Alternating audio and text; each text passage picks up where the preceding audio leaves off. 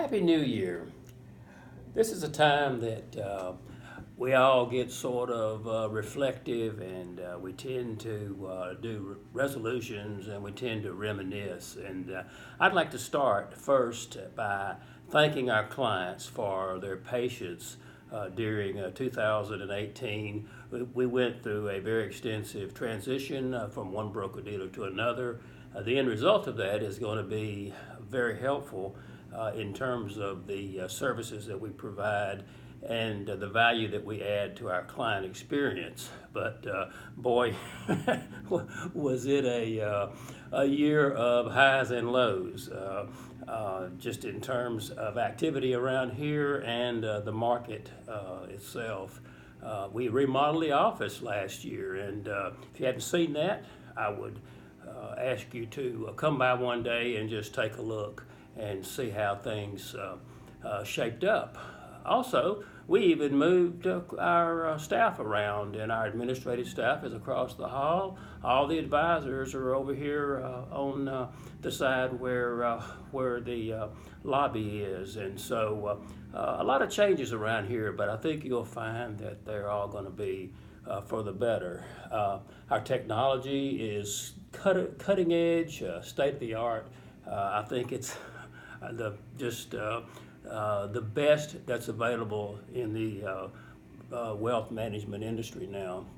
Our research with Rick Waddell, our Chief Investment Officer over in Birmingham, is cutting edge, the best I think in the industry. And of course, client service is the cornerstone of the culture of this firm, has always been that way, and it's better than ever. So though 2018 had its ups and downs, we certainly all survived it, and we've come out the better for it.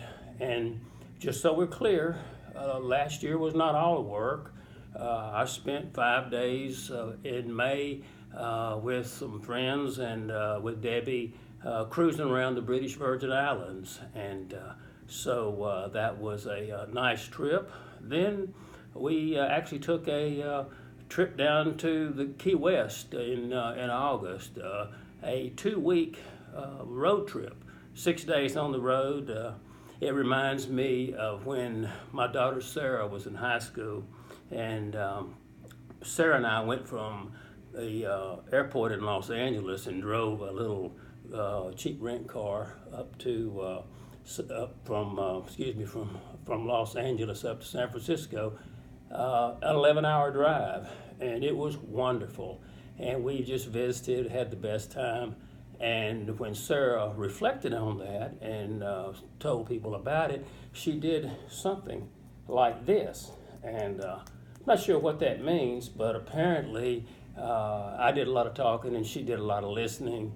And I'll have to say that after the Key West road trip that we took, Debbie did something like that. So if you ever take a road trip with me, maybe I have a tendency to chat a lot.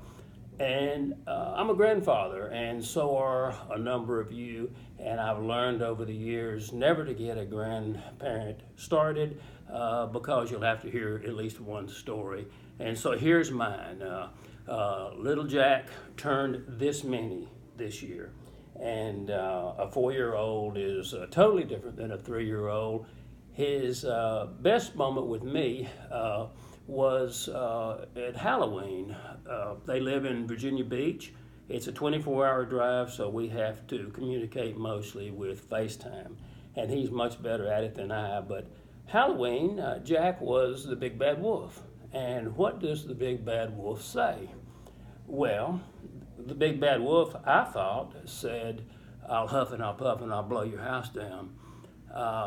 When I asked Jack on FaceTime what the big bad wolf said, he looked into the camera and said, "Papa, the big bad wolf says, I don't have time to talk to you right now. Can I get back to you later?" And he hit that little button and the screen went black. So anyway, that's what happens when your grandson is this many. Also this year, I spent quite a bit of time with Community Renewal International, a wonderful program that many of you are very familiar with, and we're trying to communicate the value of that organization, trying to perhaps have a better fundraising effort so that the wonderful things that they've been doing over these years can be spread to more communities. So, having given you a little bit of the good of last year and some of the things that happened and the things that we are looking forward to doing in terms of continuing to enhance our services to our clients, let me once again wish you a Happy New Year, and I hope all the blessings come to you that we all deserve. Thank you.